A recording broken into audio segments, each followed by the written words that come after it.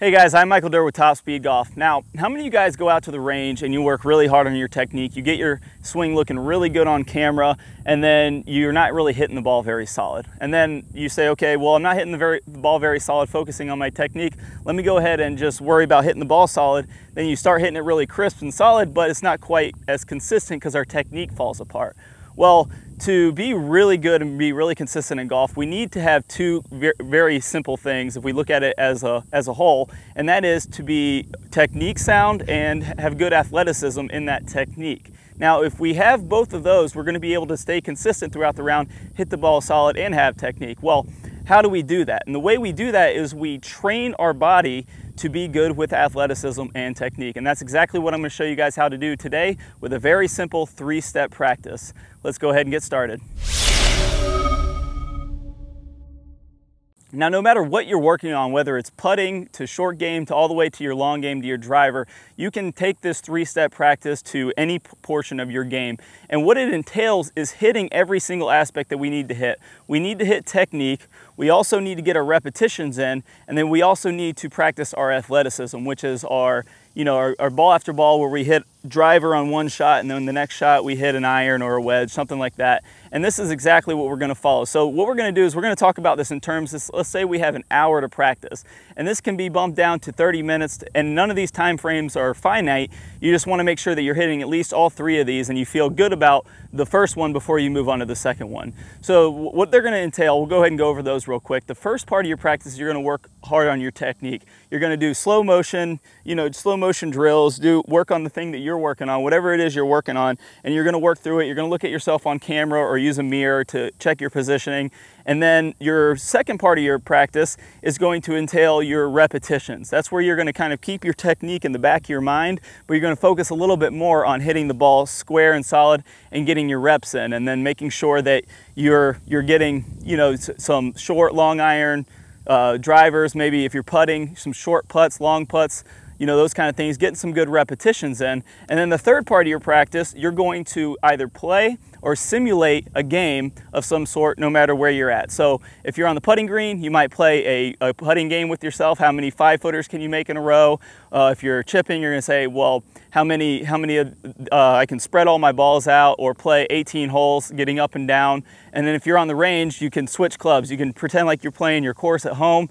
You hit your driver off the tee. Okay, I hit that one pretty good. Now I have a pitching wedge in, and you switch clubs every single time. And that's going to, we'll get to that in a sec, but that's really gonna be how you get better, because of variability training and putting yourself in a play-like situation. So how we're gonna explain this kind of today, just how you would go work on your swing on the range. So if I was gonna go work on this, my swing at the range, something I'm working on right now is working on getting a little bit better power turn, so getting a little bit more full turn. So in my technique practice, the first portion of my practice, I would really work on getting a nice loose takeaway, making sure that my upper body stay nice and loose, and I'm really looking at myself in the mirror, looking on camera, maybe doing some slow motion drills, trying to feel a good spot at the top of the swing where I'm nice and tall, got a full turn. And I would check myself on camera, maybe take a couple easy swings where I get a full turn, and then check it slow motion on camera, making sure that I got a full turn in my backswing. And that's gonna be the technique that I'm working on. So I'm working on that today.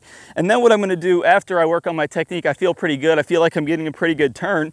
Now I'm gonna take this into my repetition. So I'm gonna grab maybe a short iron at first and start working on taking some swings and hitting some balls. So I'm gonna work on keeping that in the back of my mind. I'm going to start taking some swings, kind of recreating that feel of that technique that I just worked on in my swing. And I'm going to start taking some swings on the range, and I'm going to get some good repetitions in. So you could say 20 minutes to work on technique, 20 minutes to get some repetitions in for your second portion of your practice.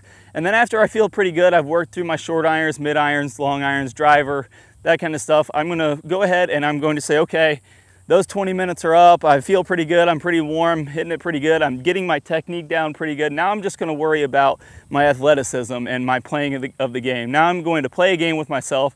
I'm going to go to the first hole of my mind, which at my course right now is going to be a par 4. And I'm going to grab a driver, and I'm going to pick on the range, pick out my spot for my fairway. And now I'm going to play a game. And I'm going to hit my driver. If I hit it pretty good, I know about how far I have in. I'm going to grab my next club, which would be about a wedge. something like that. And then I'm gonna pick a flag stick or a green on the range, something like that. And I'm gonna make a short game shot, and I'm gonna work on hitting it there. And then if I hit it pretty close, you know, or maybe I miss the green, I might hit a little chip shot and make sure I hit a spot or something like that. Now, if you follow this 3-step practice and you work on your technique, you get your reps in, and you play a game, whether you go out on the course or you're on the putting green, whatever you're doing, you're going to hit every single aspect that you need to train to get better. You're going to hit your technique, which you need to work on, which we all need to work on. You see, the professionals work on their technique every single day. They take film of their swing before they even go play around. And then we got to get our repetitions in, because the reps are where we start really ingraining that technique. But then we also got to remember all this work that we're doing is so that we can play good golf. And we need to play good golf by having good technique and having good athleticism. And in that third section of our practice, we're going to be working on that athleticism. So every single day you go out, you're going to get your technique, you're going to get your rep, and you're going to work on your game play.